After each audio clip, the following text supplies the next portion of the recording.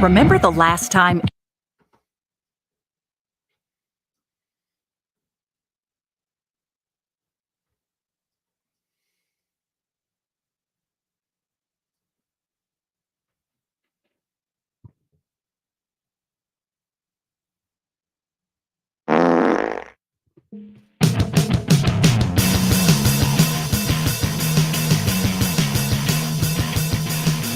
What's going on, everybody?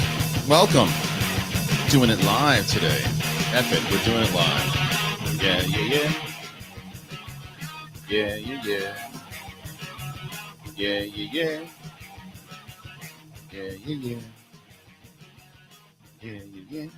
StreamYard's still got to get their stuff together, though. I'm going to start doing live shows when I do them through OBS. Just haven't had the time to figure out all the kinks. You can't even hear the music that good through it. I'm sure I've heard it on the replay back. All right, today's gonna be a good show. It's gonna be a fun show. We have a lot to talk about. There's a lot to talk about. We got Harrison Ford, obviously, is going to be General Ross now, Thunderbolts, other things, and replacing the great William Hurt. So we'll talk about that for sure.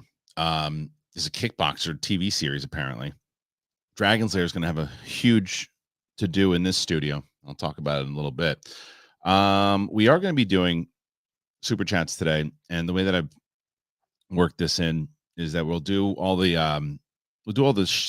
topics, we'll do all the news, we'll talk about it with you guys, and then I will collect the super chats throughout the duration of the show, and then you guys, you ask your questions, and I'll make sure that at the end of it that I cover it, because I want to make sure that you can get the questions in. We don't get super chats, that's cool. We'll just go through the topics today, and we'll do what we got to do. But if you want to ask questions and the things you want to talk about, then fire those fuckers in there. How about that? You ever think about that? Well, now you did, and now you have. Great. All right, a few things to get out of the way before we start getting into this stuff, man. If you haven't already done it, Apple Podcasts, Spotify. As I've told you, I went out on my own on September 1st, and it's been going good. I ain't gonna lie to you. It's been going good. We're doing all right. We just last couple of days we had a good day because movies are out again. But we're almost at 56,000 subscribers now, and we're moving. And that's up to you guys. So if you're brand new to the channel and you haven't already subscribed, well, why don't you do that? Help us out. That would be wonderful. So thank you very little. Thank you a lot.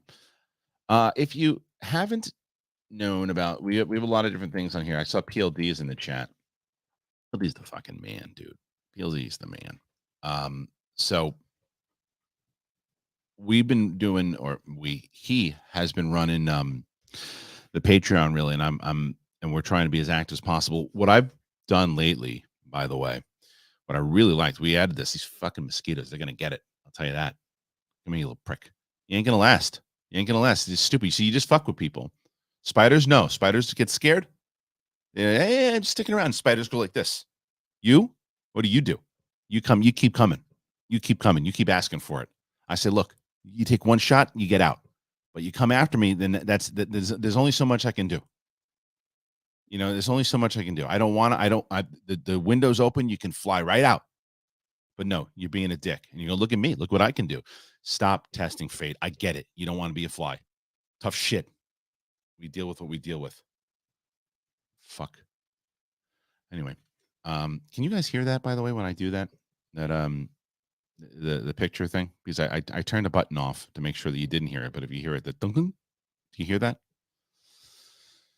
Anyway, Patreon. I want to give PLD his props. He's been doing some great stuff over there, and what I've really loved, what we have added. Good, you didn't hear it. Great. So what we've been adding is these one-on-ones with, I think there's like, PLD, how many spots are there? Are there 6 spots, 7 spots? I can't remember how many spots there are, but there's limited spots per month that I have like half an hour conversations with people. And I've been having some really getting to know everybody, and it's awesome. It's really great. Talking to a lot of people, and 8 spots. Thank you, PLD. There's 8 spots. And you sign up, and we have like a half an hour conversation. We talk about whatever. I've talked yesterday. I talked a bunch of different things, whether it's Lord of the Rings, Game of Thrones, She-Hulk, Schmodown. I mean, everything. It's really been great getting to know people over there. So if you haven't joined Patreon, please go check that out. It's been awesome. I loved it. All right, I was gonna start again and throw you. And that's why I asked that question. I do see the super chats coming in. I'm saving them. I will make sure I'm gonna get to every single one of them by the end of the show. So throw them in there, let them pile up, and I'll get to them at the end.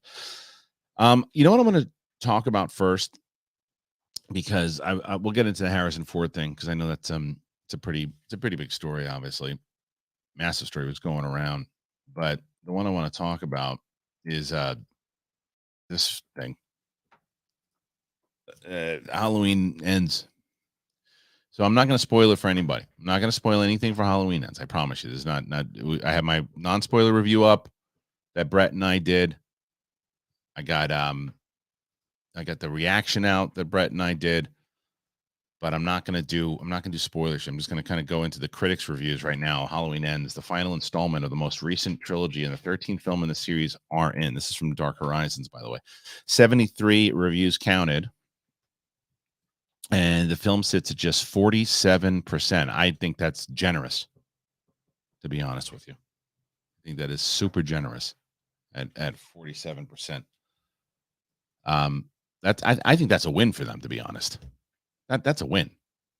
47% on Rotten Tomatoes, which marks an improvement on the poorly received Halloween Kills. See, 39%. That's generous as well, but still considerably down on 2018's Halloween, 79%. Yeah, no shit. Even so, the whole trilogy is performing better than Rob Zombie's two films. I mean, okay, I was going to think comparing it to Monsters. I mean, come on, compare a piece of shit to a rotten cheeseburger. It's still rotten cheeseburger is still better than the piece of shit. Oh, the original Carpenter classic remains a masterpiece, 96%. Hell yeah. Halloween H2O. I don't want to hear all the resume for the rest of the franchise. Here's a sample of the quotes. You know, all I know, you all know where the story is headed, but it considerably more emotion and character development. I'm not going to read all these. We're just going to talk about what we saw here, right? All right.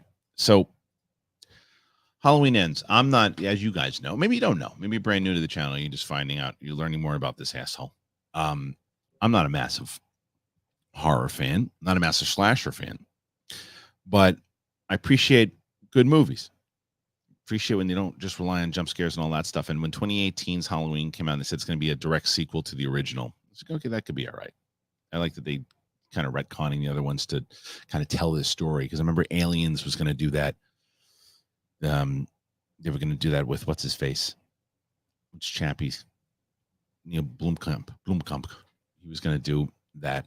It was going to take place like right after Aliens. So that's cool that they're going to do that. So they did that in 2018 with Halloween, and I dug it, man. I dug it. I liked that. I liked it a lot. There are a couple stupid things here and there, but not nothing. For the most part, it's like, all right. And then Halloween Kills was a shithouse. It stinks. It stinks, that movie. So I was like, okay, here we go. And this movie, and again, no spoilers, and it's on Peacock right now too, by the way. What I said in the review is, I do think that if you've already been on the ride for the Halloween 2018 and Halloween Kills, you should see how it ends. My thing is that they took a different swing with this, and I appreciate the swing. I just didn't like the swing. If again, without commenting on particular points. But PLD says in the chat he loves Kills. He's a big Halloween guy. But Ends just lost me. I get it. I understand. And I again, with a spoiler conversation, I think it'll be easier to probably guess why. And I think that if I talk to you about it, PLD, I can go, yeah, I understand why that lost you, and why. I mean, I'm telling you, the swing that they take is going to lose a lot of hardcore Halloween fans, for sure, because you're like a lot of, like, I've never, even in Halloween Kills, I was never like, let's go. In Halloween Ends, you're going, let's go. And when you finally get to the thing at the end, the fight, because you see it in the trailer, the fight's coming. I thought the fight was satisfying. I don't know. But it doesn't matter. What I will tell you though is that it's, as I mentioned to you, we just the last couple of days we had a couple good day. We had a pretty good day with subscribers and new people finding the channel and new comments and hearing all this. Um, and that's because movies are coming out again. I saw Black Adam. I can't review it yet. I just gave my initial thoughts right away, and my reaction, just the summary of my reaction was that it's essentially like a late 90s movie that's a lot of fun. Is it as in like, when watching something like Andor or something that's really in depth with characters, is this that movie? No. But it's someone said, I think it might have been Wicked Art that said it. And if it wasn't, I apologize. Said that it was seems like just a popcorn movie. That's what it is. It's a popcorn movie, and I enjoyed it. I enjoyed it, and thank you, by the way. I see everybody that is putting the super chats in there, and I am going to get to all the super chats at the end of the show. I promise. So keep firing them in there, and as soon as we finish all the topics, we'll do it. We'll get it out there. We'll make it happen. We'll make it happen. But I do think, like I said, goes like appeal to do you regret seeing it? Even if it lost you, do you regret seeing it? I didn't regret seeing it. I was like, okay, I saw these 3 movies. I'm also one of those people. I gotta finish the story. I gotta know what's gonna happen. If I'm watching a story, I gotta finish it. So even though I haven't finished Sandman, I love Sandman. I've gotta finish it. I still haven't finished it yet. I gotta finish it. Gotta finish the game. What is that? What is that? Hook? Finish the game? Is that what it is? I think so. I don't remember anymore. I'm losing it. All right, let's get into this thing. Let's talk about Harrison Ford, man. That's how you do it. That's how you do it. That's how you do it. You gotta get when you have somebody like the great William Hurt passed away, and everybody's asking what's going to happen with Thunderbolt Ross now, especially with Red Hulk stuff and all that. And the idea of Harrison Ford turning into the Red Hulk is extraordinary, but who knows? But this is Snyder was on the Hot Mic podcast. Is that Roka's show? I think that's Roka's show. Yeah, it is Roka's show. That's good for him. Look at that. They broke it there. It is. Look at that. Roka broke the scoop. Why didn't he say exclusive on his report? I saw him. I didn't know Roka did that. I saw Roka is he said breaking. Why did you say breaking? Why did you say exclusive? I don't know. Anyway, let's talk about it. Good on Roka. Good on Roka. A few weeks back, the anchor's Jeff Snyder appeared on the Hot Mic podcast and revealed that Harrison Ford was Marvel's top choice to star as General Thaddeus Ross in a upcoming Thunderbolts film. At the time, he said that Ford was not currently cast in the film, and it was unclear if he had already passed on the role, which is the late, great William Hurt played in The Incredible Hulk and Captain America Civil War, among other films. Cut to today, and the same reporter and outlet indicated that Ford has indeed signed on to join the MCU in the role and will make his debut first in Captain America, New World Order, and could potentially have a role in Thunderbolts. Slash Film has claimed to have confirmed the casting. So yeah, so Slash Film had said that. Come on, don't steal that shit from Roka and Snyder if they took it. Anyway, Captain America: New World Order arrives on May 3rd, 2024. They said he's going to make his debut in Captain America. Okay, that's cool. That's cool. Well, good for those guys. That's awesome for Jeff and Roka. I didn't know that. I like that. I like hearing that. Okay. Anyway, so let's talk about it. Smart stuff. Look, he's in the Disney family, obviously. He's in the Disney family. It was, I mean, I see some people talking about Ed Harris. Yeah, I mean, I was gonna say age, but how much different are they in age? So that's not valid. Ed Harris' age is 71. I bet you he's younger than Harrison Ford. He is. 9 years younger. 9 years younger. So Ed Harris would have been great. There's no doubt about it. But let's call it what it is, BLD. You get Harrison Ford, you take Harrison Ford. That's because as much as I love Ed Harris, he ain't getting headlines like this if he gets cast. They're going to say, that's a good casting. He ain't getting the headlines. You want the headlines. You always want the headlines with a good actor and with star power like that. So, yeah, man, this is massive. It's also really smart for them to do. And they, Indiana Jones, let me tell you, man, I can't wait until you all are able to see. I know that the trailer leaked, and don't watch it leaked. The Indiana Jones trailer, don't watch it leaked. If you did already, you spoiled yourself. Watch it when it comes out. It's going to kick your asses. God, that was a great trailer. It was one of the best trailers I've seen in a very long time. I was like, okay. It's got like Last Crusade feel. It's got like Raiders feel. It's got Indiana Jones feel. It doesn't feel like the Piss Cat, whatever that stupid thing was, the fourth one. I can't wait. I can't wait, man. Can't wait. Anyway. So yeah. So let's see what they can do. I think it's a good move, though. I think it's a great move if you have Harrison Ford in there, because as he said, whether you're pushing Indiana Jones, but you get Thunderbolt Ross, and then you have him, whether it's Red Hulk, and how long do you need him for? And could you eventually? I mean, I don't know enough about it. Thank you, Cutter. I see and again, every time I see a super chat, I will let you guys know that I see it, and I'm taking it, and I'm making sure I'm putting it in the file, and then we're going to get to all of them at the end. So don't worry, we will be getting to everybody's super chats at the end. So, and even when I'm at the very end, if people are adding them in, I'll give you a cutoff of when we're going to be closing it on. Someone asked a great question. Ford will be a variant of Ross. Very well could be. Very well could be. But I don't think so. I think it's going to be like an Edward Norton, Mark Ruffalo type of thing. I think people understand. It does open up the question, though, right, down the line. And I'm very curious now about how it happens with Black Panther, with the new one. Because I know how important of a character T'Challa is in the overall Marvel world. But do they work it in a way where T'Challa can come back, or do they just say no? We're just gonna tell the story moving forward without T'Challa. I don't know. Now that's different though. I see someone talking about that Matrix Resurrections trailer. It's different. I think the tone of when they went with it, as far as I knew that Lana Wachowski could go that route that she did. I knew that could happen. Mangold is pretty consistent, man. Mangold's consistent. What was the last bad Mangold movie? Mangold's consistent. That's not the same. It's not the same. I understand why you would say something like that, but that ain't the same. Not at all. Mangold is Mangold's on fire.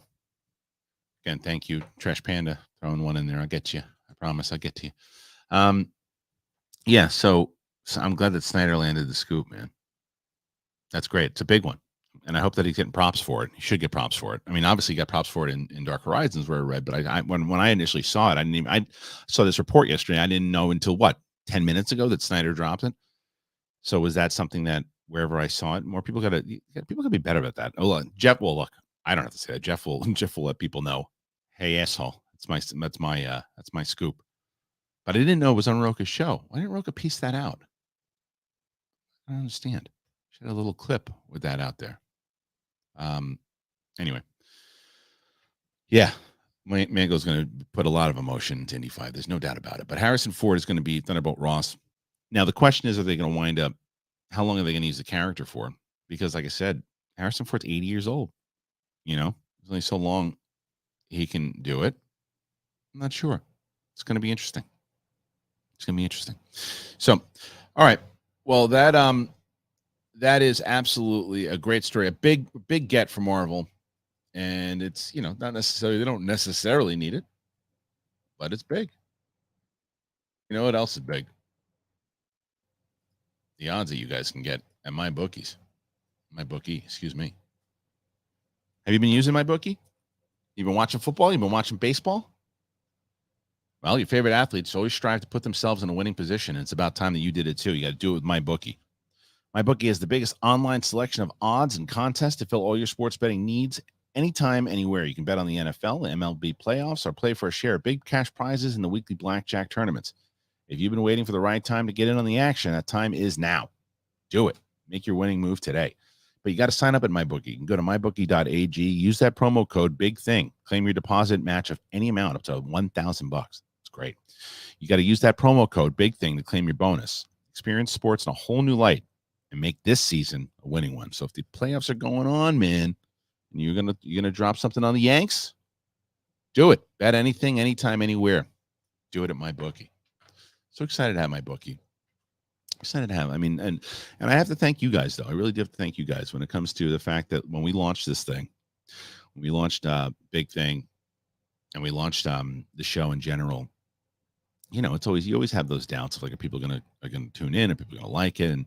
And I've been seeing a lot of the comments where people really think that this is the best channel I've been a part of so far, and I've been saying that for a while, but people are feeling that now, and I think that's obviously because of, well, it's because of my attitude, it's because of the people that I've surrounded myself in general with, and I think that's the reason why we're seeing, like yesterday, for people who didn't watch Capes and Cows, we put Capes and Cows on yesterday, by the way, because we had recorded it. I missed the taping with Roxy and Brett the other day. We usually tape on Wednesdays, and I missed it because I was I had stuff going on with the family. Everybody's good, thank you, but I had some stuff going on, so we taped Capes and Cows yesterday, and I was going to do a live show last night, but I'm like, you know what?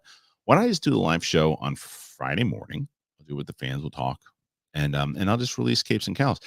And what a way to do it, by the way, yesterday, because for all those you who don't know, people, Schmo sounds like a dance at this point. You could if you felt you could keep it, you could keep it. Go ahead, have a blast. It's not me anymore, but thank you. That's not me, and I'm not with Ellis and I. We're he's one of my best friends in the world, but like we're not doing stuff together. It doesn't make any sense to call it that. No thanks, not me. I'd rather have my name. Appreciate it though. But anyway, the point is, yesterday on Capes and Cows, we had Boom Studios join, and they were listening, they were watching, and they liked what we were doing. And this idea of the casual conversation, the new studio, and to get someone like Boom Studios on board, like that was a big move. And that's you guys. It's comments that you're leaving. It's all of that. So thank you so much. I really, really appreciate it. We got Boom Studios. We have Carbon Health right now. As I just mentioned, MyBookie, Athletic Greens. Like this is all stuff that like you guys, I don't think you realize how much you do this. You do this. And I get so many people who are saying, hey, I got some of those Boom comics. I got, you know, I was watching the game this weekend and I was like, you know what? I want to put a little down on the Yanks. And shit, I went to MyBookie. I used that code. I was going to put 100 down. I put 200 down because I got that bonus. I wasn't feeling that good. I needed some vitamins. I took Athletic Greens. So that's why I always say, like, for you guys, do what you guys, what works for you. So that's it. Anyway, so thank you. I see more people putting in these super chats, and I'm going to get to all of them. I'm always, I never know when I come on live. I'm like, okay, people put stuff in, and we'll get to it. But I do love talking to you guys this way. So, all righty. Let's move on to some other stuff. What's the other one? Here's one. It's Black Adam, man. The end credit scene. I'm not going to say what it was, but the end credit scene. There's a leak, and then also The Rock was talking about DC. I mean, I don't know about this. The leak itself. At this point, it's like, just wait. Go see the movie. Go see the movie.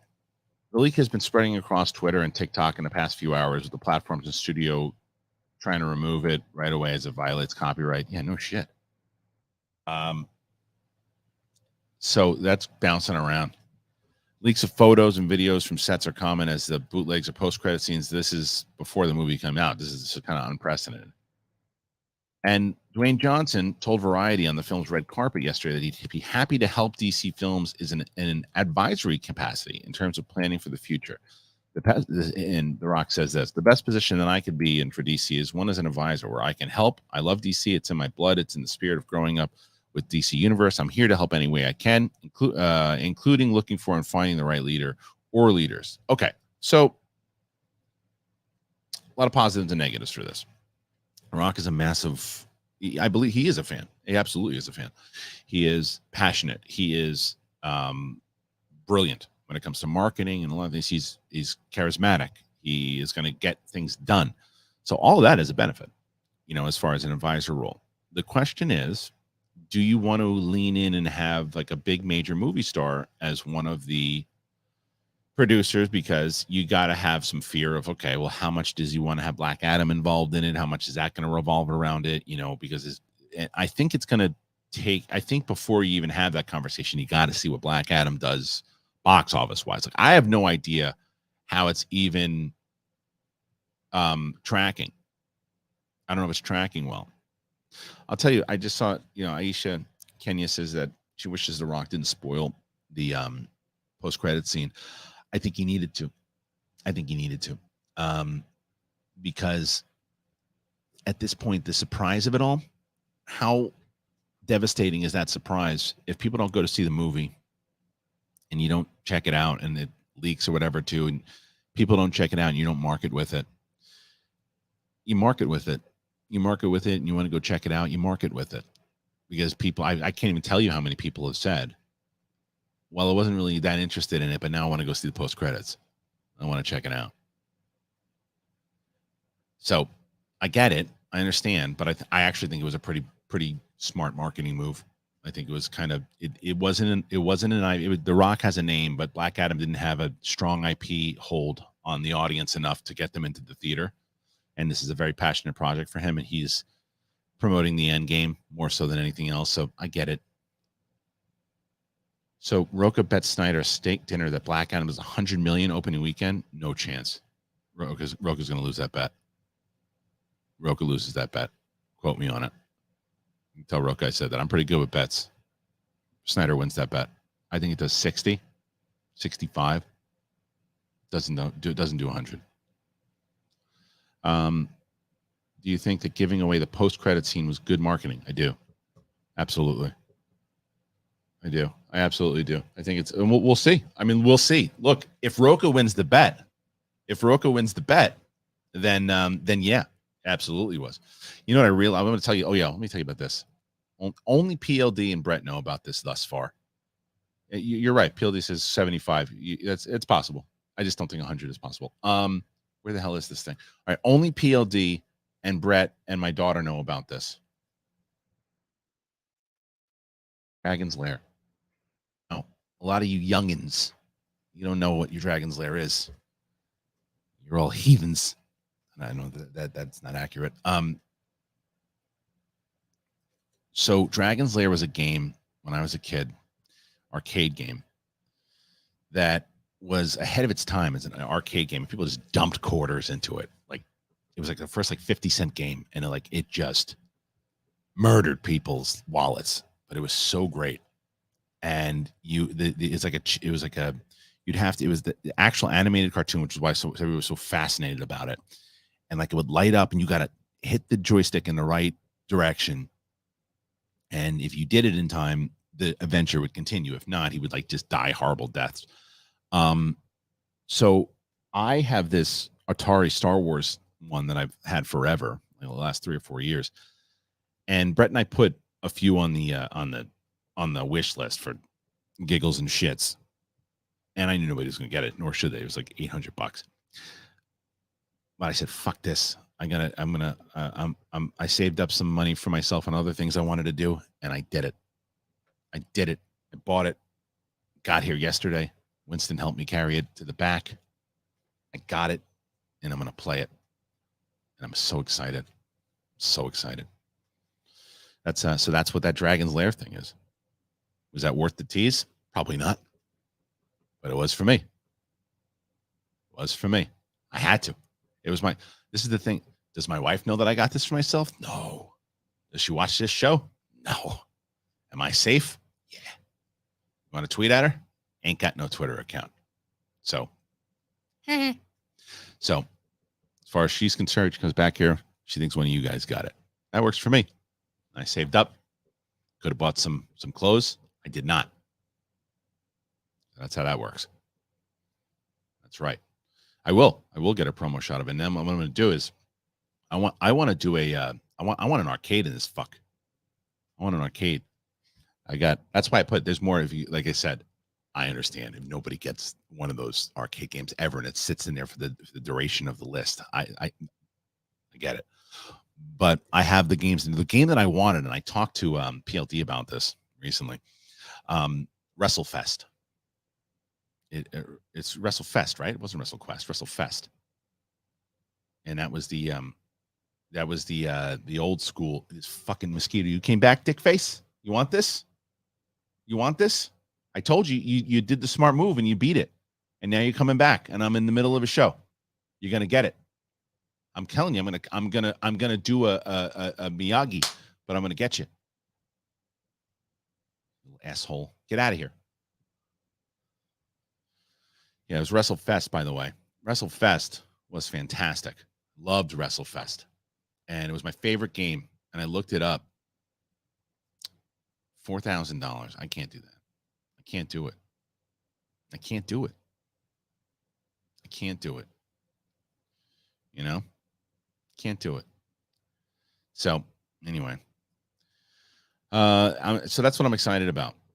I'm excited about that. The other thing I saw today, I was texting with Mark Fernandez earlier this morning, and he sent me some article about Blade. They said they're just putting on complete halt right now. Putting on a halt. It's interesting, man. It's kind of a shit show, that one.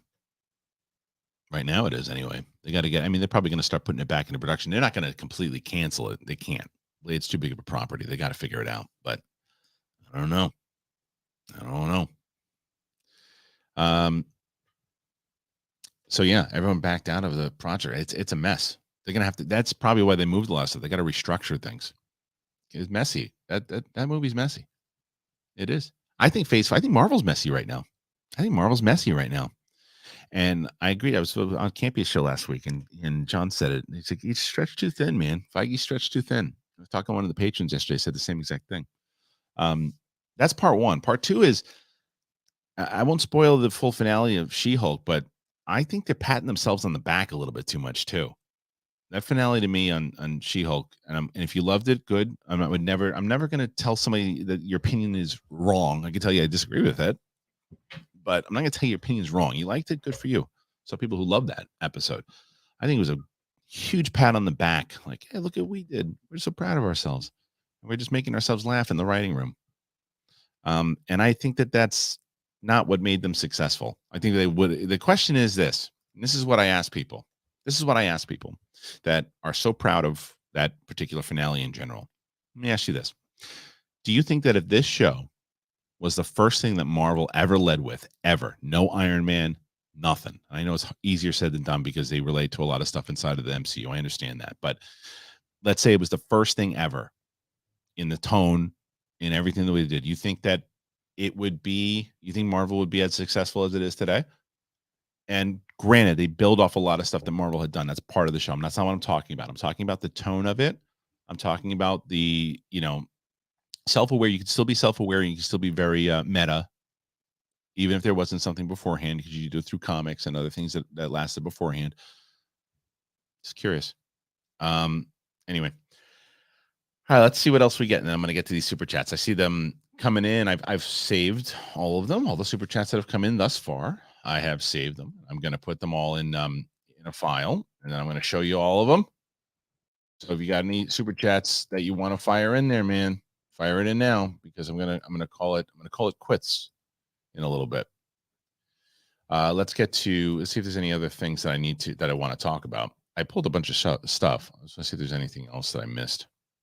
Any big stories? I mean, that Blade one was pretty big. Oh, Kickboxer. I want to talk about Kickboxer. This is the stuff that I like to cover because it's some of the stuff in my childhood. Kickboxer, man. Great. Jean-Claude Van Damme. Want some cookies? So they're talking about doing a Kickboxer reinvented as a TV series. Now, this is the funny thing when I read this article. It's hilarious.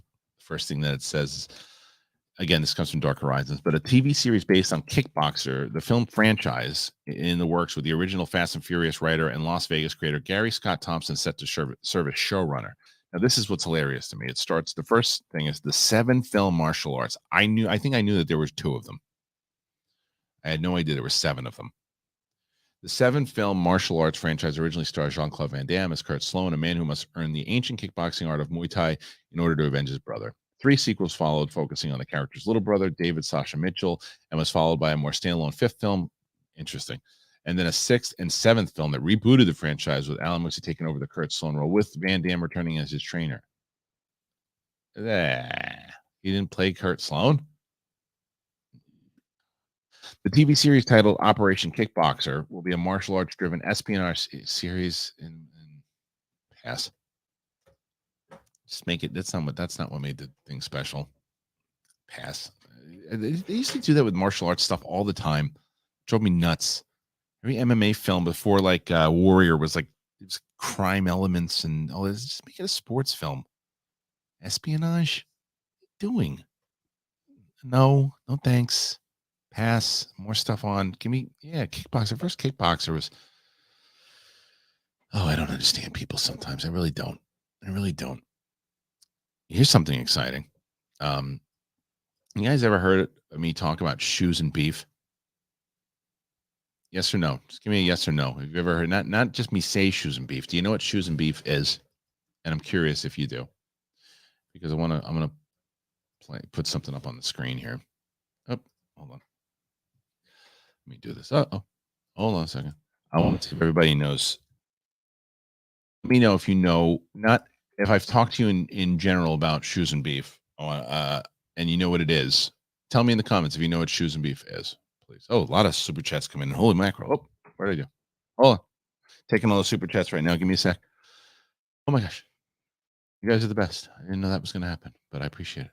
Oh my gosh. Oh my gosh. Somebody coming in. Stop it. Okay. So what I was saying now about shoes and beef. So if you guys did not know what shoes and beef is, let me know because I'm going to tell you about it anyway. I'm excited to tell you about it. It's something I'm very passionate about, and I'm not kidding with you. This isn't bullshit. This is what the hell is he talking about? Shoes and beef. I'm being completely serious. I want to hear me because I can't remember how many people I told about it at one point. If I've ever talked about it in past shows, I don't remember. But let's see if I can. I want to see if I can upload it. If it doesn't work, then I'll do it some other time. But let's see. Is this it? Come on. Is that working? Oh, this could work. All right. Let's see. So Collider Day, Shoes and Beef song. Yeah, I had the Shoes and Beef song. Here's the story of Shoes and Beef, friends for life. They both came from the same cow who unfortunately died. Now don't be sad, little kitties. It's not what you think. He didn't die in a slaughterhouse because that would really stink. He lived a full and happy life and died of natural causes. Shoes and beef and beef and shoes. Shoes and beef and beef and shoes. All right, Shoes and Beef. It's an animated show that Brett and I came up with a long time ago, and really excited. I don't have the art on me right now, but really excited to. The other day, I had somebody reach out to me about animating something in general, and I said, "Yeah, I think that sounds fun." But let me tell you about this. And I sent him the script. I sent him the arts. The arts? Yeah, I sent him the arts. All of the arts throughout the years. He's busy. But I sent him the art and he's like, yeah, man, I'm going to take a shot at this. So we're going to try to animate the full episode of Shoes and Beef. And I think what I want to do is I'm going to debut it on this channel. If that's the goal is to debut it on this channel. The goal is to try to do a live screening of it in Los Angeles or somewhere and have Brett there and have it. I want to get Jamie Costa and Josh Robert Thompson to do voices. That's my goal.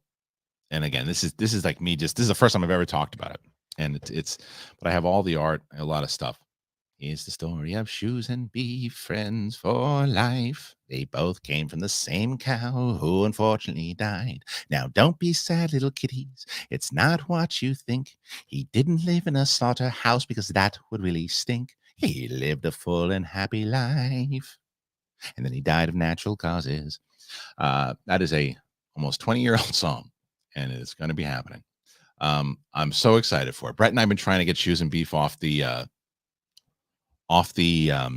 ground for a long time. We pitched it to Nickelodeon back in the day. Oh, here's something that I always forget. If you guys are Geek Buddies fans, Michael Vogel did the artwork for Shoes and Beef. He created the artwork of Shoes and Beef. I got to show you guys. Paul Preston would be a fantastic Shoes. So by the way, Shoes is one shoe, but he's called Shoes, and Beef is his sidekick. Shoes and Beef. That's it. It's the story of Shoes and Beef. It's going to stick in your head. absolutely going to stick in your head. There's an opera bug. There's a rotten potato. All that stuff. And it's Brett and I wrote the whole thing. So, you can figure it out from there. Anyway, it's hilarious. It's two heroes with soul. You get it? Fucking shoe. All right. Oh, I need athletic greens to keep myself going in the morning, man. I love athletic greens. I really do. I'm such a big fan of them. I'm so glad that they're back. I'm really so glad that they're back. And I hope that you guys have been enjoying them. Please let me know if you've been enjoying athletic greens. I have to know because I'm concerned about all of you. I love it. I use it all the time now. You guys know that. We have it on. It's the only thing that I've ever put just it's on the shelf. Even when they're not sponsors on the show, they sit on the shelf because I love athletic greens so much. And athletic greens should know that because athletic greens should be with us forever. Why? Because I'll be using them forever, whether they're with us or not with us. I use them all the time. I love it. And I wanted better gut health. I wanted more energy, optimized immune system, all that stuff. I've talked to you guys a million times over. I use it all the time and I feel better all the time. I think honestly, I talk to you guys now about how much more positive I've been and how much more happy I've been. And I do think I accustom that to athletic greens as well. What is it? Well, you take 1 scoop of athletic greens and you take 75 high quality vitamins, minerals, whole food source, superfoods, probiotics, adaptogens, and it helps you start the day off right. I do it because I'm not a big vitamins person. I want to take it all in one shot. I just put it in a bottle of water, shake it up. That's it. Better sleep, everything. And it tastes pretty good. You wouldn't know that because you're like, this is green. It tastes good. It supports better sleep quality and recovery, better mental clarity and alertness. I agree with all of this. It costs you less than $3 a day. You're investing in your health, and it's cheaper than your cold brew habit. Over 7,000 5-star reviews, and it's recommended by professional athletes. It's awesome. Reclaim your health, everybody, and arm your immune system with convenient daily nutrition. 1 scoop of water in a cup of water every day. That's it. That's all you have to do. No need for a million different pills and supplements to look out for your health. Now, to make it easy for you, Athletic Greens is going to give you a free 1-year supply of immune-supporting vitamin D and 5 free travel packets with your first purchase. I mean, come on. All you have to do is visit athleticgreens.com/big-thing. athleticgreens.com/big-thing. Take ownership over your health and pick up the ultimate daily nutritional insurance. You guys know at this point, you've been watching this show enough. You know how much I love Athletic Greens. And I think, and the other thing is that everybody else is enjoying it as well. So I'm excited for you. And people really like that Shoes and Beef song, huh? Awesome. Good. I love it. Here's the story of Shoes and Beef. I love it. It's great. So thank you, Aisha. So, Aisha says that we should be doing this all the time when it's just me. The problem is this, and I've told people this many times over. And I was even when I was on John's show the other day. John's an anomaly, man. There are a few people that can still do live shows, and YouTube favors it in the algorithm. I do not get favored in the algorithm when I come to live shows. Like, this is a show that is going to have a lot of different topics. It's going to have a lot of different topics, and I don't think it's going to do as well as some of the other shows because for some reason it just doesn't get favored. But we'll see. If this show does over 10,000 views, then we'll see. A lot of super chats still coming in, and I am not overwhelmed. I'm humbled. I am humbled for that. That is, I mean, again, I'm always surprised when the super chats come in, because again, this isn't like old SEN live days. This is something like, hey guys, we need to hit a goal. We need to do this. We need to do that. It's like, hey, if you want to ask questions, throw them in there, and I'll get to them. But I just strategy has changed. Strategy has changed, and I'm glad that it has. Be able to navigate the system. That's always got to be a way to pivot, right? All right, let's get to this last thing, and then we'll start getting into some of these questions here. Martin Scorsese's back in the news. You ever know what he's going to say? The legend of Martin Scorsese. All right, let's see.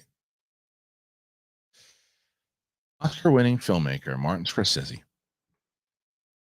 made a recent appearance at the New York Film Festival and offered a several-minute speech about the state of modern cinema. The Silence and the departed filmmaker praised the festival for championing filmmaking at a time when cinema is devalued, demeaned, belittled from all sides, not necessarily the business side, but certainly the art. He goes off to say that a big part of the issue has the industry's focus on a film's financial success. Sorry. Since the 80s, there's been a focus on numbers. It's kind of repulsive. It's repulsive, but I mean, I get it. I get it as a filmmaker. The cost of a movie is one thing. Understand that the film cost a certain amount, they expect to get at least that money. I mean, back. The emphasis is now on numbers, cost, the opening weekend, how much it made in the US, and how much it made in England, how much it made in Asia, how much it made in the entire world, and how many viewers got to it. As a filmmaker, as a person who can't imagine life without cinema, I always find it really insulting. I know. You also got to remember, man, the business changes. I understand. I get it. I get it. The one reason that's the one reason he adores a film festival itself, because it's not about competition. It's about embracing cinema art as a form. I've always known that such considerations have no place at the New York Film Festival. And here's also the cue with this: there are no awards here. You don't have to compete. You just have to love cinema here. Um, I look.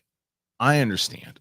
I really do. I get it when filmmakers, because Edgar Wright said something recently too, and I get it, and it's frustrating because the bottom line is filmmakers like Scorsese and Edgar Wright are going to have a hard time doing major numbers and having people see their stuff in theaters because streaming is such a massive thing now.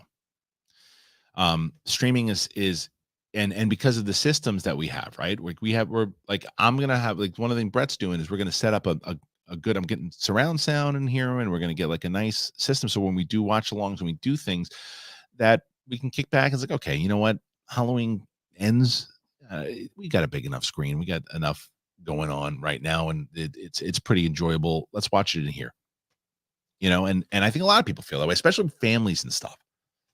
It's like, I don't know, I'm gonna spend that much money to go see Scorsese's movie in the theater. I think I might wait. And I'm not telling you film nuts are not going to go run out to see it, because I want to go see his movie in the theater when it comes out. But that's not the choice. And the cinema has changed, and it's a bummer. And I get it, but that's not why people go. People don't just people go to the movies now for the big, it's like almost, and he said it years ago, it's like going to a adventure park now. That's why people go to the movies for the most part. Not everyone. I'm not saying everybody does, but a lot of people, majority. That's why these movies do well. Like, why it's a business. It's a business. Okay. I think that's everything. As far as the big things we're going to talk about before we get. I want to make sure that we get to your super chats. And as I said, I am going to also. I'll tell you. If it's going to be hard for me to. I'm going to cut it off at a certain point, so I'll make sure that everybody gets their stuff in, and I'll give you a warning. It's a good problem to have, obviously, but I'll give you a warning as far as when to stop sending them in. So let me load them all up. Let me see if there's anything else that we need to talk about at all. And again, if there's something that I missed and you throw it in the super chat, I'll get to it. But I don't know. Maybe did I think I covered everything. At least everything that's big right now. All right. So I'm glad you guys like the premise of Shoes and Beef. I'm excited. That's the other thing I want to do. I realize that a lot of this comes through. You got to promote it, right? So I want to keep telling you guys now. Now I don't know how long it's going to take this guy to do the episode. Animation takes time. So, and I saw a lot of stuff that I don't want to tell exactly who he is yet, and all that stuff yet, because I don't want to put pressure on him. I don't want to do any of that stuff yet. We're still kind of talking, but his animation is fantastic. It's really, really good. So I'm excited about it. That song that I sang is the opening theme song, where everything kind of gets turned alive. Shoes and Beef get turned alive, and this stick gets blown into the thing, and it gets turned alive, and that's Thomas, the narrator. And he was voiced by my friend Ian Virgo, who's been on SEN Live a couple times.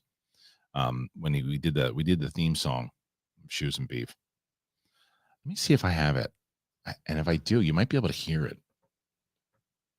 Let me see if I can find it. If I can find it, and then you guys can tell me if you can hear it or not. The hell is it? Oh, come on. It's doing this stupid thing. I might be able to have it. Come on. Show it in. Let me see. Okay. All right. I'm going to look for it real quick. And if I can find it, I'll play this. It's the same thing that I just sang to you, but it was actually Ian, who's way more, is actually a trained singer, and he's phenomenal. And we knew what the character was, and it was from years ago, but I played it for my kids the other day, and they loved it. Have it? Where is it?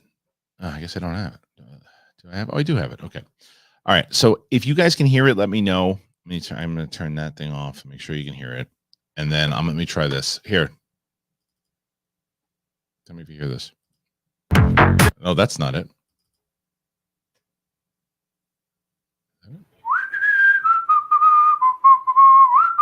Can you hear that? Did you hear that whistling? Tell me if you heard that whistling. If you heard that whistling, then I'll continue. If not, then it's nothing. So you can hear it. Okay, you heard the whistling?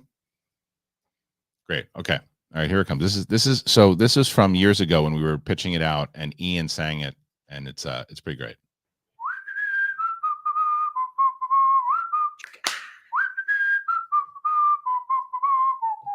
Now here's the story of Shoes and Beef, friends for life. They both came from the same cow who unfortunately died. Now don't be sad, little kitties, it's not what you think. He didn't die in a slaughterhouse, 'cause that would really stink. He lived a full and happy life and died of natural causes. Yay! Shoes and beef and beef and shoes. Shoes and beef, beef and shoes, and a shoes and a beef and a shoes and a beef and a beef and a beef and a shoes.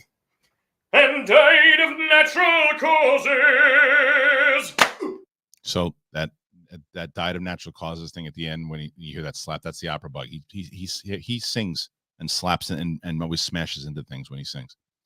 Yeah. Anyway, so I'm excited about it. I hope it comes out. I hope we're able to get it out. I hope you guys enjoy it. It's fucking stupid, and I love it. I love it. All right, there's more. You guys are crushing it with these super chats. Holy shit, man. Yeah, we'll release more stuff, and I'll show you some of the art that we have for Shoes and Beef. And I can't even say, can I even show this? Let me see if I can show you beef. Beef's awesome. I love beef. Where is he?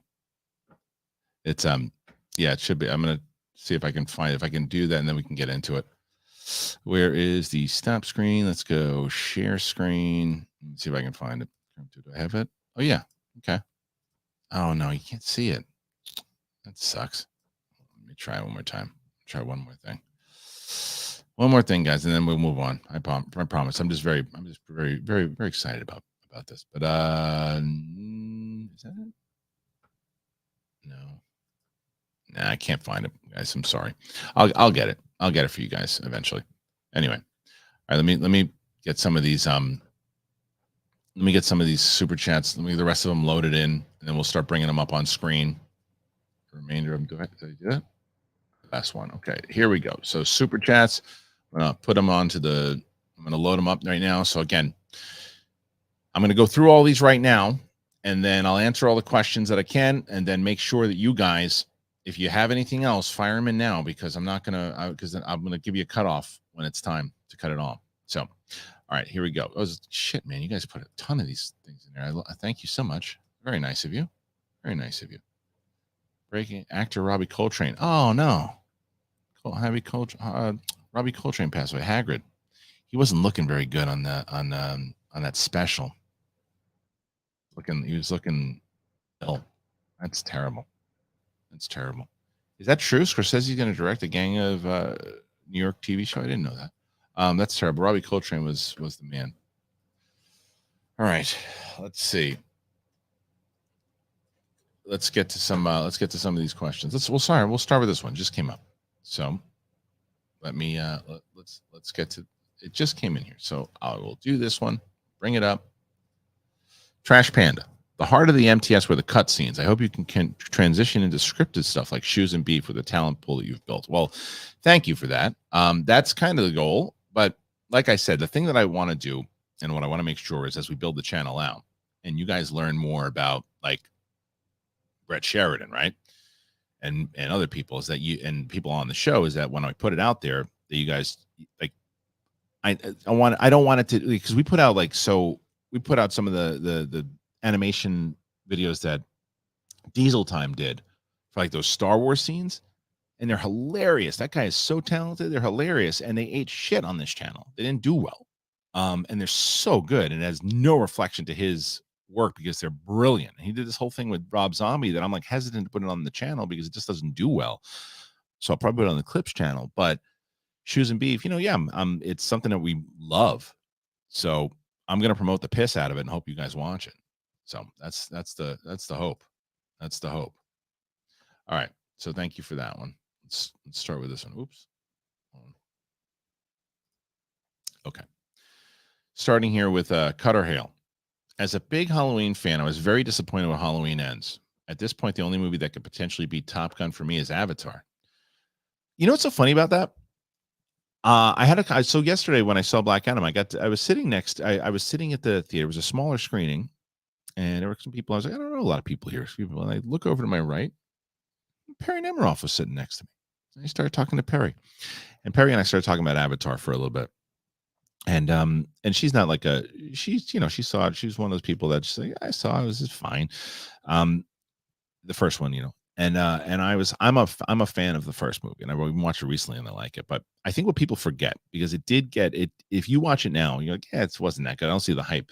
The hype around that movie was the theater experience. Talk about theater experiences. That was the theater experience. So, and it got no competition when it comes out, by the way. No competition. Shazam's moved and everything else moved. So it's got no competition. So it'll last until at least February, where Ant-Man comes out, if people go and see it. The question is, I'm wondering about the frame rate, because I remember how many people hated the frame rate in when The Hobbit came out. The frame rate I did not love when I saw the footage at D23, but the stuff that they showed, the underwater stuff, was just magical, and I liked the story that I was being shown. But I'm so curious about that one, how that's going to play. So curious. Very interesting. All right, let's get to this next one. Ben Rayner, the great Ben Rayner. Ben, thank you for that generous super chat, my man. Very, very nice of you. Thank you, my friend. Hey, Kristian, who do you think? Wait, do you think that Ahsoka will deal with the wait? How do you think Ahsoka will do with the general? How do you think Ahsoka will do with the general audience who haven't seen Rebels? How do they market this show? Will it be hard to do? Hope more live shows. I'll sign up for one-on-one. Would be cool. Yeah, well, thank you for Ben. You definitely should sign up for the one-on-one, man. You've been so supportive on so many. I mean, even the other day when it was on Campy, as you came in there, thank you so much for that. So the answer to that question, as far as Ahsoka goes, man, I don't think that Rebels. I don't think a lot of the audience. They're gonna have enough of a core audience that has seen it, that'll bring part of the attention. I mean, it's essentially the next season of Rebels. I mean, it really is. Throwback to the SEN Live frame rates. What does that mean? What do you mean, Doc? The frame rates are good here. Are you just talking about how it used to be? You're just throwing that back. Anyway, but I think that it's not going to matter, because Rosario Dawson has enough star power with it. They announced her Mandalorian, right? And Mandalorian's their most popular show. So that alone, she became, and she was in Boba Fett as well through the Mandalorian scene. So the audience who's not familiar with animated are already familiar with her. So they're going to be interested in, and Favreau's name, Filoni's name. So I think it's going to transfer over, and they'll just have to set the story about what it is. They are going to have to be careful that they don't just assume that people have seen Rebels to make it have sense. Yeah. Okay. Let's see. So that was Ben. Thank you, Ben. Appreciate you, my man. All right, next one. Russell Amador. Let's go. Kristian, you're more than likely touching base on this, but Harrison Ford can replace Hurt, but no Chadwick recasting. I've heard story plays factor in Wakanda Forever, but still. Yeah, I know. That's why, Russell, I want to see how it plays first. I want to see how it plays first in the new movie. I got to see how it plays, because I don't know yet. I don't know how they're going to handle it. I don't know how it plays in. I don't know any of that stuff. And I don't know if it's a matter of like, is it too soon to even think about that? Will we be okay with it in 10 years? The other thing that should be said is William Hurt still died pretty early. I think he was in his 70s, late 60s, 70s, which is still fairly young for someone to go, but still lived anywhere between whatever. I mean, how old was William Hurt when he died? Let me see. I want to make sure I'm accurate before I start saying this. William Hurt, he was 71. So he was 71 years old. Now that's still fairly young, but he lived 71 years. Chadwick Boseman, I don't even think. I think he was he 40? I mean, I think he was barely 40. 43. He was 43. Still really young. really young. So it's one of those things where you look and you say, okay, 71 years old, Harrison Ford. I think people, and not like the massive lead character, and think people are going to be more forgiving on it. Not forgiving, I don't know if that's a word, but just more accepting of it. Same way, I don't know. I don't know. I mean, look at the same argument. I mean, they didn't touch Carrie Fisher's role, and Leia had a massive role in the Trevorrow thing. So I don't know. Yeah, it's a tough one. It's a tough one. All right, let's keep moving on. Keep moving on. Angela Ortiz just puts in $9, $9.99. Excuse me, almost $10. Thank you, sir. That's very nice of you. I appreciate that. What the hell is that? That's me being an idiot.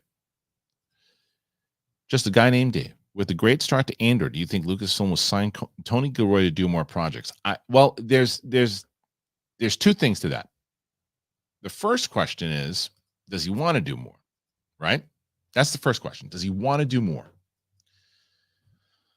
And if he does, then he should. The question is this. I mean, this is clearly, he wanted to tell a story. He wanted to tell a spy thriller inside of the Star Wars universe, and he's succeeding tenfold.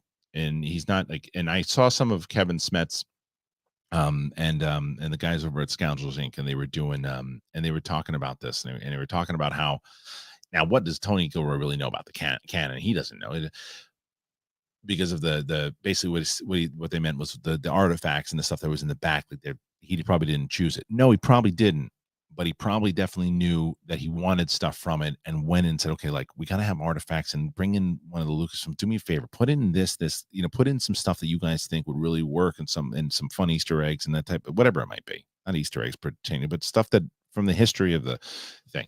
And I think he's detailed on it, and I think he's really building out a world. Now, I said this yesterday on, I don't remember which show it was. It might have been Seth.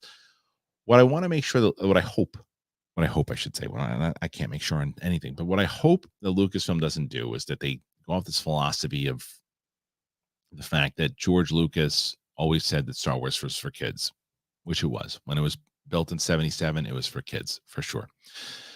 Those kids have grown up. We have grown up with it. If you saw the prequels in 99, you grew up with it. Doesn't mean that you pass it away and move on. I'm not telling you there shouldn't be stuff for kids as well. Of course there should be. But I think Andor has proven that you can do both. I think Andor has proven that you don't have to just go, like the writing, say what you will, there's a lot of great moments in Obi-Wan. The writing wasn't great. It was okay. There was no development. This show is so structured and developed. I said this today, that was to somebody, that writing wise, Mandalorian's still my favorite. Writing wise, it's the best written project. Not telling enjoyment wise, written. Tell me in the comments, because I'm sure people are going to disagree with this statement. It is the best written Star Wars material since Empire Strikes Back. I'm not telling you that it is the best project. I'm not telling you it's the most enjoyable one. I'm telling you that it is the best written one. Agree or disagree? And if you disagree, what is better written? Overall, I'm talking story, dialogue, all of it. I'm not just talking about, the story. I'm talking about all of it.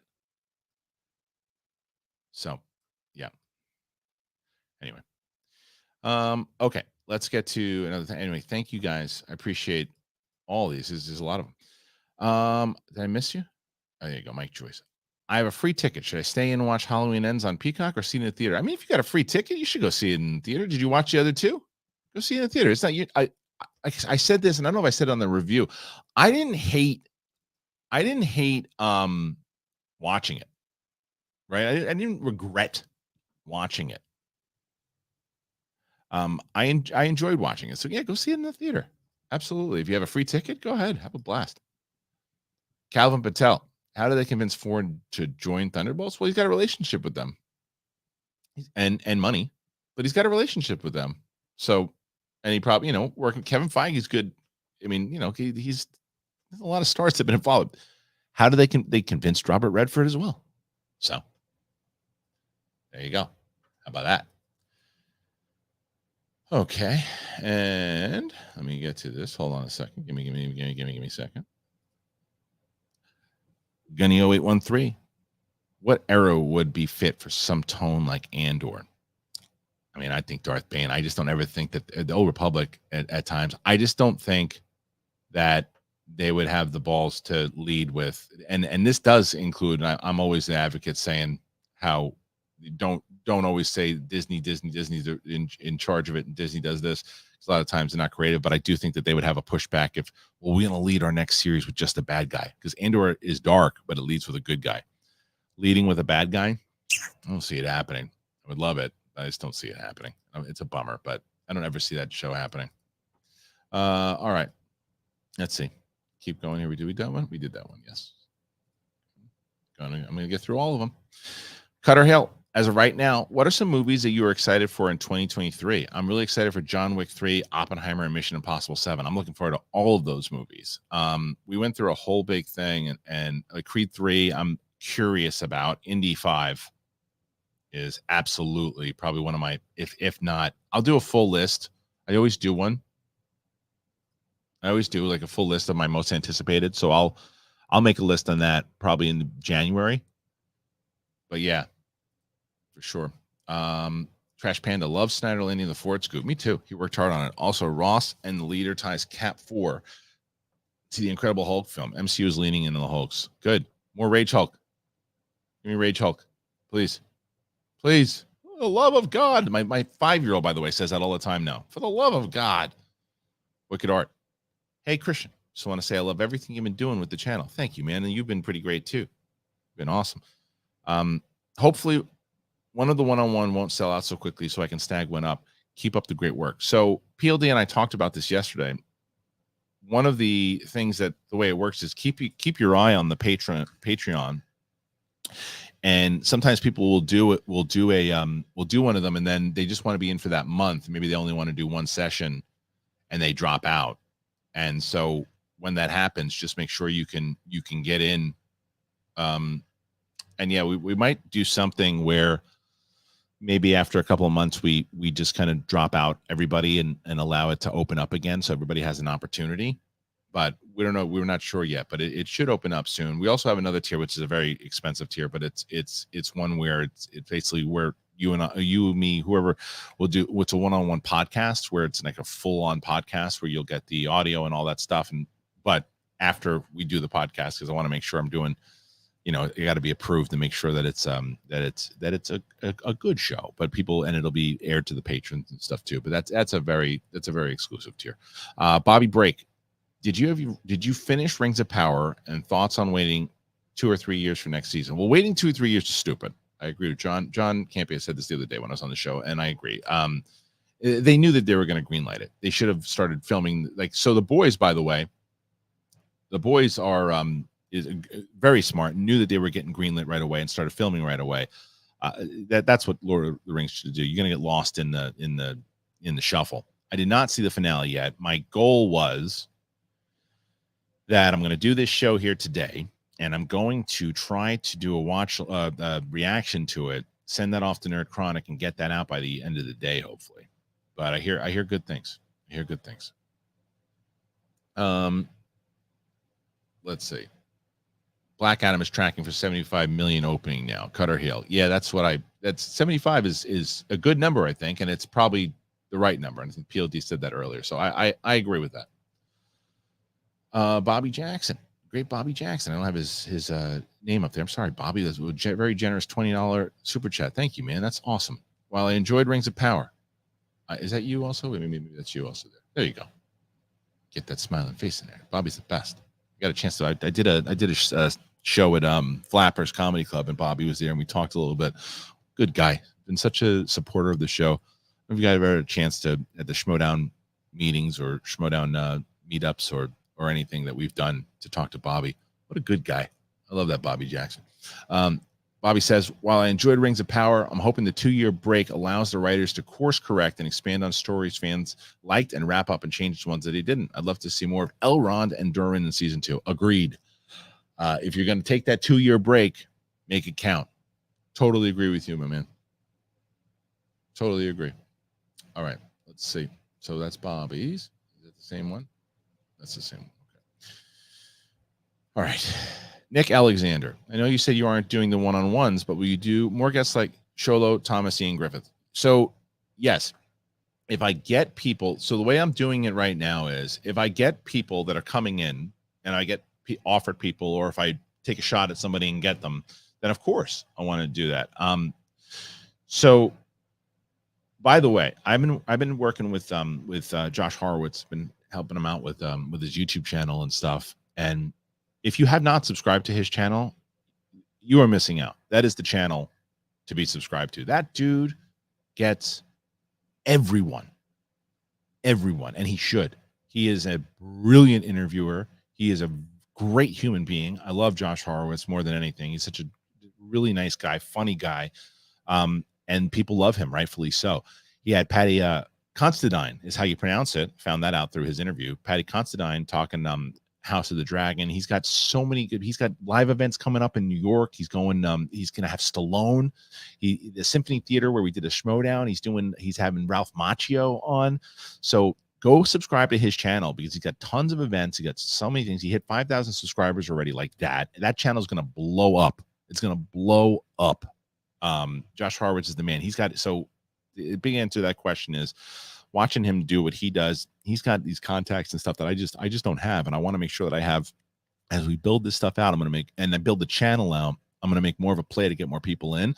I was talking to Saraya for a little bit from now AEW, and was trying to get her on the show, and she'd reached out to me, said she wanted to do it, and then she signed with AEW, and I got to go through AEW's booker, so I don't know.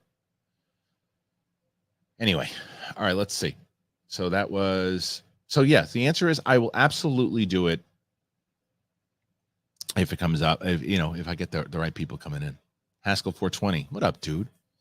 Missed you in New York last weekend. Yeah, I know. I was supposed to do it, man. I was supposed to do it.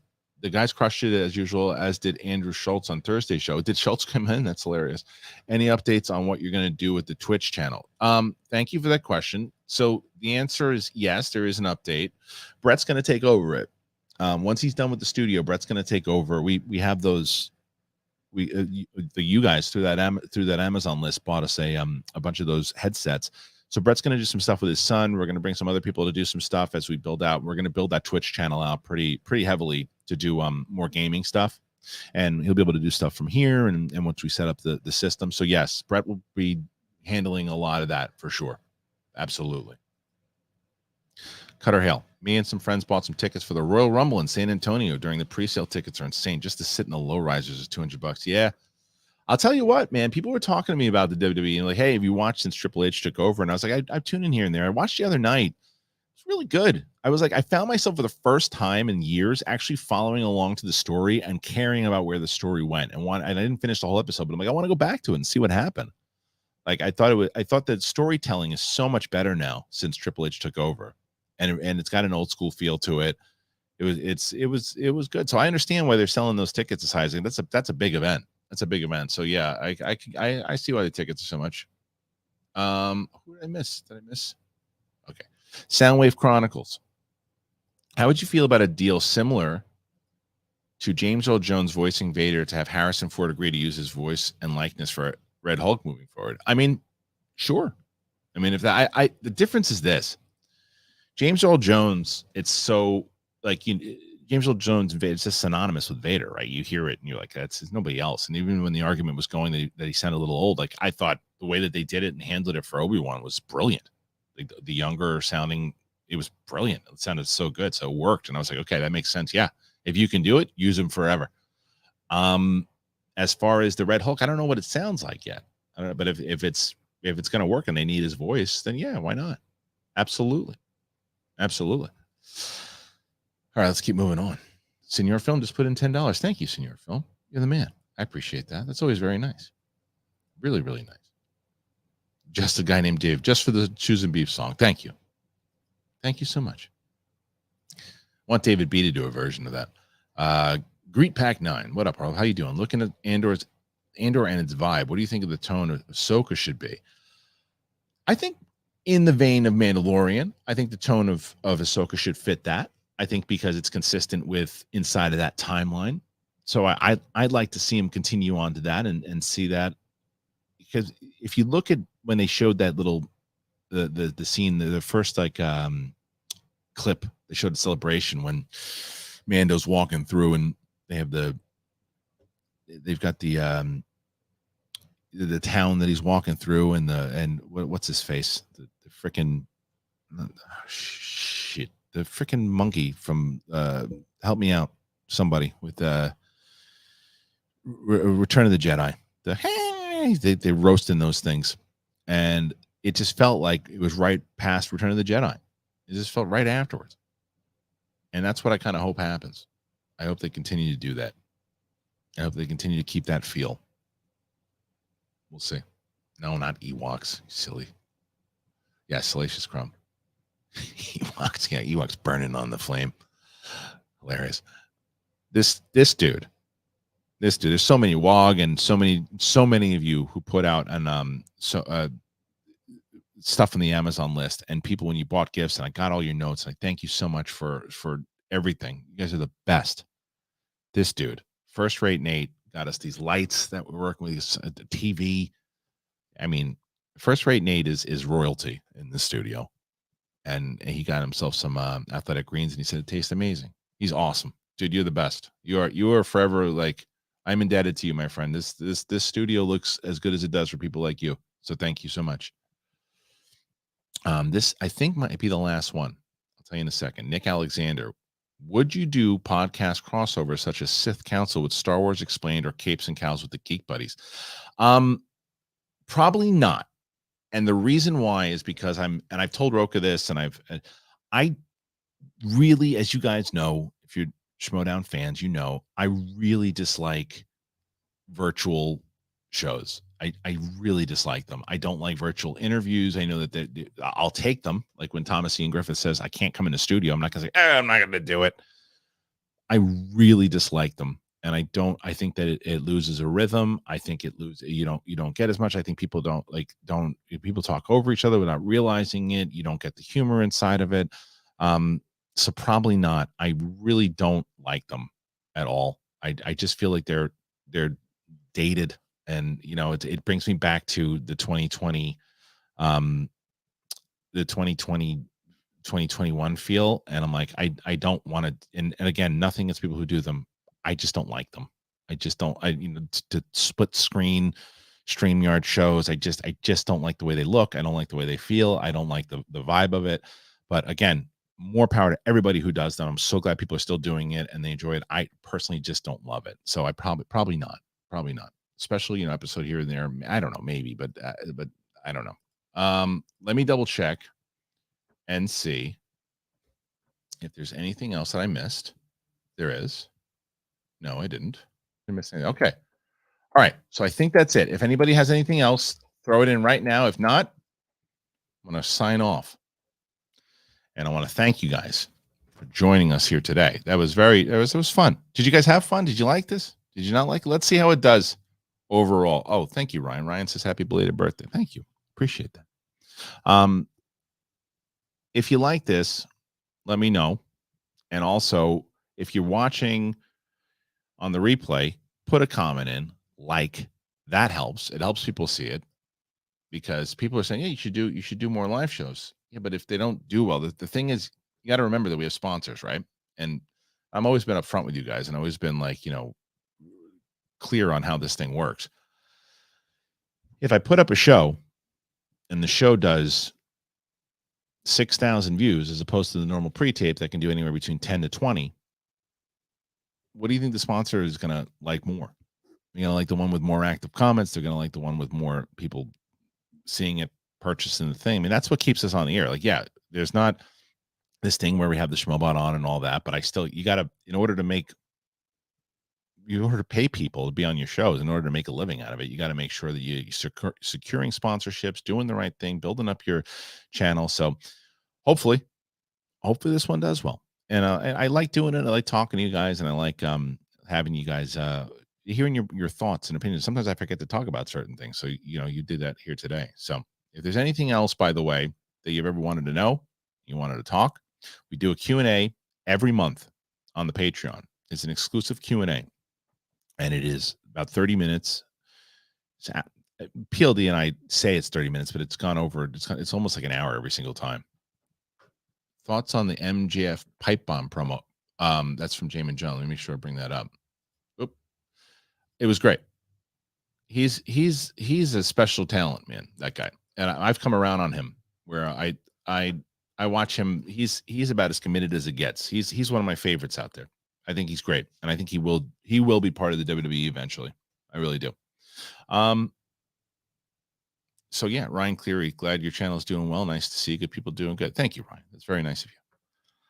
Yeah, it's been fun, man. I'm putting it's, you know what it is, and I'm not ashamed to say it, and I'm not too proud to say it.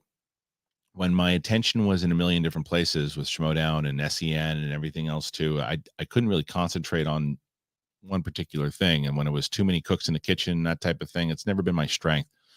But once I got out and and really truly, I think like I told you guys, I was doing my own thing for what, I don't know, a month before I went over to Skybound and started taking it over and to Schmodown and all that. But like Schmodown was a great run and I loved every second of it. But the more and more that we've had time to marinate and say it's, it's run its course and all that too. I'm not going to say it's just the Schmodown, but I'm in a much better headspace not having it in my life at the moment, because I have this. I enjoy doing this. I enjoy the shows. I enjoy the people that I've been really laughing with. And I've spent a lot of time with Brett, who's one of my best friends in the world. We've been spending a lot of time together lately, and that's been good to do again.